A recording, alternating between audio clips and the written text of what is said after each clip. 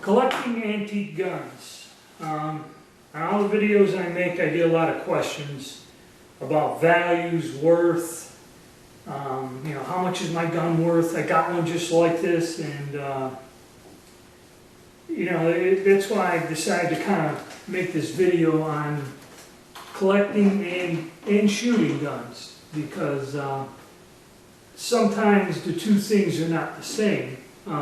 Personally, if I have a firearm, I'd like something that I can actually use.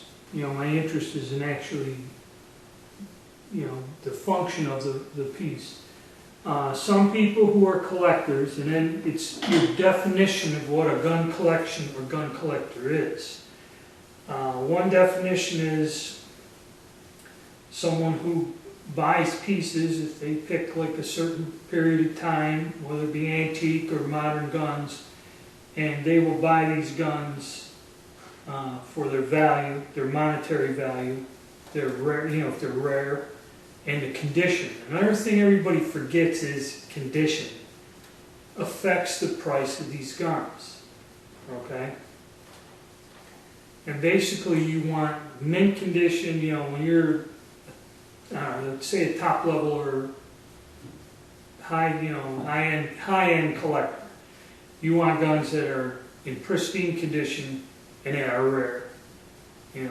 Old Winchester, engraved Winchesters, Colts, things like that. You're talking guns that are worth $100,000 a piece. Then there are people that just, you go into the house, they open a closet, and there's 10 different guns in there, an accumulation of them, and that's my gun collection. So that's open to interpretation. Antique guns, what's nice about them, until recently, is you could get them sent through the mail. Anything made, I guess the way the old definition was, any firearm manufactured for 1898 was considered an antique, and is kind of void of the background checks, FFL dealers, having to go through a dealer, and you can send them through the mail or UPS. Legally, without violating any federal laws, to anyone over the age of 18 or 21, depending on the state. But I think it's 21 now. You have to be 21 years old. And that includes not only muzzle-loading firearms, but replicas. The replicas are pretty much exempt. But that's been changing. Certain states, like New Jersey, the reason there are serial numbers on BB guns is to own a BB gun in some states, you must have a weapons permit and have the weapon registered, an air gun. Okay, so nevertheless with any of these antiques. And also, when you go further back in time, you go like to flintlocks or percussion guns, say Civil War and earlier. These weapons over time are not going to survive and be serviceable or usable where you can actually fire them. So that's why there's a market. And basically, I guess back in the 50s, the guy that started Navy Arms or Inter Arms or something, one of these businessmen, he went around and found that with labor costs, and that Italy was a place where it was an industrialized country and they could have these replicas made, like Pedersoli. There's several companies that are based in Italy that have for over 50 years manufactured Civil War type replicas that reenactors and people that participate in living history and that usually are ones that purchase these guns. And also these guns never really fire projectiles. Whenever you go to a state park or a historical place and they come out with either flintlock muskets from the American Revolution or your Civil War reenactments where you see the reenactments of the battle, these people are firing blanks, and I guess they purchase these weapons and will never fire any kind of a projectile out of them. So, you have that too. So there's a lot of variances. And antique guns can cover several areas. I'm going to cover basically the post-Civil War to the 1898 era. And what you have there is basically you have black powder cartridge guns, which is an area I'm interested in, and I like reloading, so I'm casting bullets and that. So we have our different examples. The recent one that came in are these Henry Martinis. I think it's IMA USA. Went over there and they made a deal and bought this huge stockpile of guns out of Nepal. There's original British ones like this Mark II, and they have some of the ones that were locally manufactured by the Nepalese government or whatever. But you get your British Martini Henrys. And then in the 50s, a lot of old surplus guns came into the country from foreign used guns, much like this 1888 Mannlicher, which fires the 43 Verndl cartridge. These are kind of rare because with the advancement of smokeless powder, a lot of the original guns in the 11mm were converted to the 8mm smokeless round. So basically, most of the examples that still exist are foreign contracts. Chile was one big purchaser. This gun here doesn't have the foreign markings on it. It's an unusual gun. Some of these guns were exported, small amounts of them. And then you had foreign militaries that had black powder cartridge guns, much like Verndls. Interesting gun. These were exported, sold as surplus. Whenever technology catches up and these become obsolete, a lot of these come out of Afghanistan, some other countries where weapons like this are still used to this day. They actually, in a book I was reading on the 88 commission rifles, they had a carbine captured in 2010 out of a fishing boat.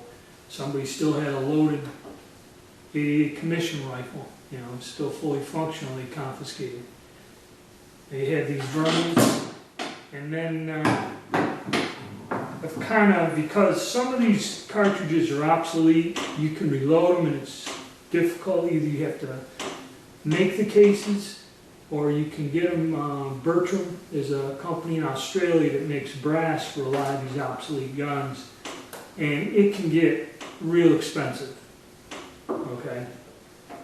Then of course, a favorite is the Springfield Trapdoor in 4570, and I'm going to do some detailed work on these, and I'll explain why. Basically, cost.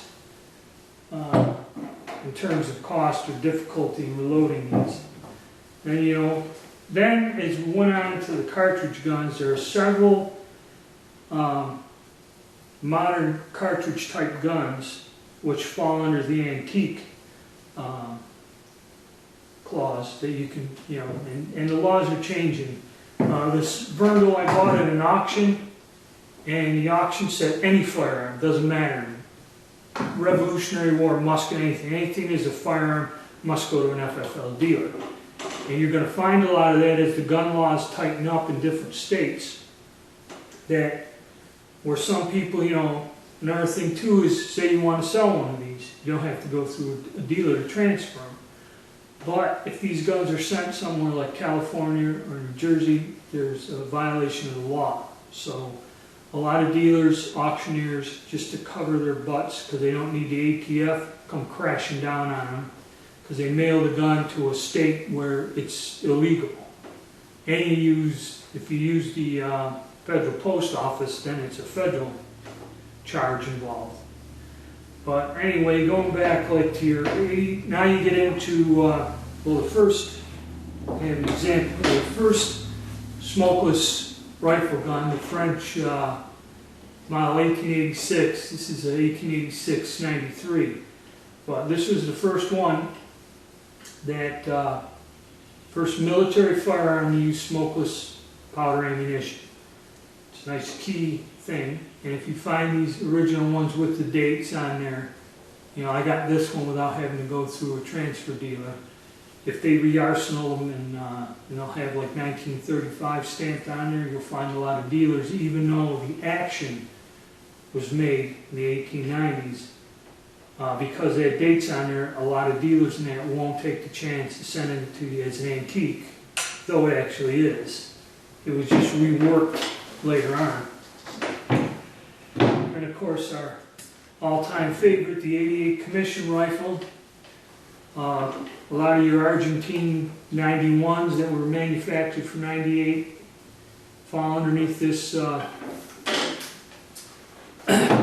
category and can be sent, you know, without an FFL. But like I said, that's changing too. You know, it's the laws are getting stricter and people are paranoid about getting in trouble. But then back to the topic, I'll kind of go over, I'll do this about collecting, and then I'll make another video because I don't want it to be long about shooting, and I'll cover each gun and something about, you know, the cost of actually making ammunition and getting a gun up and running. So your gun collecting and values too. The condition of your bore, the outside condition, if the condition is nice, if you know the stock's good and clean and not broken or cracked or dirty, or if the finish is still there, like this gun here, the finish, you know, you got basically no finish and rust on it. You know, this is not, this is maybe a good condition, okay, compared to a gun where you got excellent bluing, you got excellent wood. If the bore is like mint condition, you know, that affects the value of the gun. You just can't say, well, I have this one type of gun, they're all worth this amount of money. That's not the case, okay? Guns that are damaged, beat up, or worn out are worth much less, and sometimes, you know, like 20–30% of what a mint gun is. And the reason the gun's in excellent condition and worth more is because they're difficult to find. They're rare, you know. You can find a shot out, rusted, cracked stock version of any one of these guns fairly easily, you know, a lot of them, as compared to one that looks like it just came off the production line in the factory. And that affects the value of the guns too. And a lot of people don't realize this. It's like they will send me an email, oh, well, I got this Japanese rifle just like you made the video of. You know, what's it worth?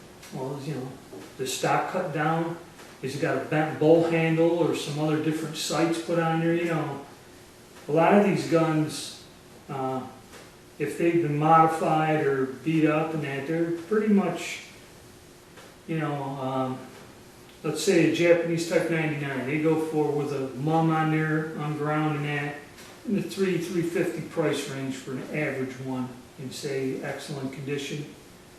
You get one that the stock's all cut up, like I seen the bolt handle was bent. It had different sights put on there, and somebody cut up the front sight guards off.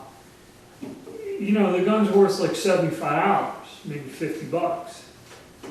You know, so that's another factor you have to think about before you go buying guns, or more or less educate yourself and understand, you know, what makes the gun valuable and what detracts from the value of the gun. That's one thing about gun collecting. And a lot of people don't take the time to think about this. They just buy things without thinking, or buy guns with parts missing because they're, you know, a little bit affordable, you know, to put it. And then you find out that it's almost impossible, you're not going to find parts, you know, and that's going to, you know, if you intend on shooting it, you can't get parts, you can't use the gun, and it'll add to the cost, because if somebody does have the parts, they're going to charge you usually a lot of money. Alright, so that's my thing on collecting. I thought I was going to do 2 videos, but it got too long, and I'll do one on shooting guns.